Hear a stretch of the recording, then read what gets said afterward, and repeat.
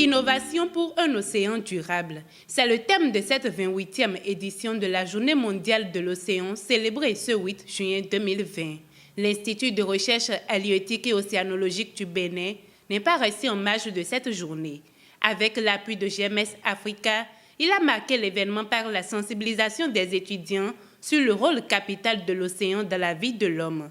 C'était respectivement à la plage PLM Alejo et à la plage Eldorado. L'océan occupe 75% de la planète et puis la majorité des ressources, 92% des ressources halieutiques que nous consommons viennent des océans. Et les marchandises qui passent par l'océan, c'est énorme. L'océan a un grand rôle dans notre vie. Nous sommes venus avec les étudiants pour pouvoir leur montrer qui sont la relève de demain, pour qu'ils comprennent quel est le comportement citoyen qu'ils doivent adopter demain pour faire face à l'océan, pour que l'océan soit un océan durable pour la vie durable sur Terre et participer correctement à la sécurité alimentaire. Plusieurs informations pour la jeunesse ce 8 juin 2020, que ce soit sur l'océan, sur son contenu ou sur ses côtes, l'Institut leur a tout donné dans l'espoir de les voir être des ambassadeurs de l'océan dans la perspective de sa protection. L'innovation pour un océan durable, qu'est-ce que ça veut dire? Ça veut dire que nous pouvons faire des innovations pour pouvoir surveiller l'océan, pour pouvoir vraiment contrôler les différents paramètres de l'océan, pour pouvoir soit faire des collectes des données. C'est ça les innovations que nous pouvons avoir. Et non seulement ça, par rapport à la technologie, même si ce n'est pas la technologie, nous pouvons inventer des stratégies de communication pour pouvoir convaincre, qui touchent vraiment la population, pour que la population puisse vraiment adopter un comportement citoyen vis-à-vis de l'océan. Nous avons partagé avec les étudiants les thématiques liées à l'océan, comme la pollution, l'érosion côtière, la gestion durable des ressources halieutiques. Sur le milieu physique, l'Institut a à charge de suivre la dynamique côtière. On parle de l'érosion côtière. Quand on dit l'érosion côtière, c'est par rapport à la côte. Donc, c'est-à-dire la mer qui avance dans le continent. Un phénomène qui a deux causes. Il y a les causes naturelles et les causes anthropiques.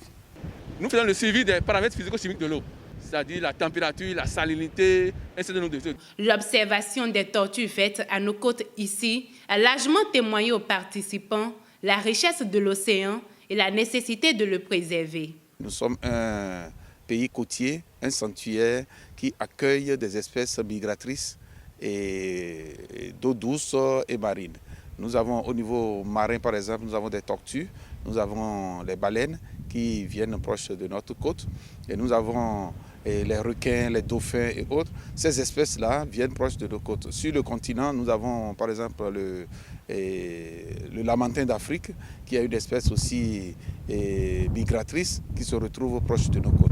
Et toutes ces espèces citées sont des espèces considérées comme menacées. À la fin de la célébration de cette journée, une participante s'exprime. Aujourd'hui, je retiens essentiellement qu'il faut que nous œuvrons par nos actes de tous les jours à la préservation de nos océans qui nous apportent tout, ce que nous portons, ce que nous mangeons, parce que les océans représentent environ 95% de tout ce que nous avons sur la planète Terre.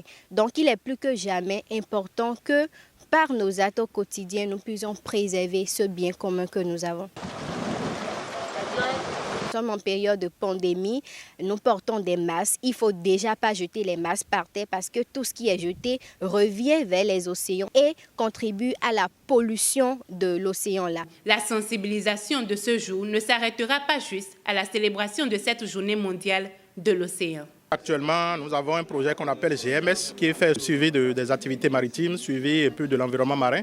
Il y a tout ça que nous sommes en train de mener actuellement. À l'issue de cette journée, nous allons créer un club GMS au Bénin qui va constituer des étudiants et puis des gestionnaires de ressources. Et chaque fois, nous allons nous retrouver pour discuter de cette thématique-là, pour sensibiliser la population, surtout les étudiants, comme je l'ai dit, aux thématiques, aux enjeux maritimes. Source vitale de l'humanité et véritable pôle de développement économique, l'océan mérite une attention capitale. L'océan est vraiment le poumon de l'humanité. L'océan nous donne à manger par rapport aux ressources maritimes, aux poissons que nous mangeons. Grâce à l'océan, nous avons tout ce qui nous entoure. C'est l'océan également qui régule le climat. S'il n'y a pas l'océan, nous n'aurons pas la vie sur la Terre. Donc l'océan est vraiment le poumon de l'humanité. À partir de ce moment, donc prenons de l'importance par rapport à ça et évitons de continuer par polluer l'océan. Cette activité a eu lieu grâce au soutien financier du programme Global Monitoring Environment for Security in Africa.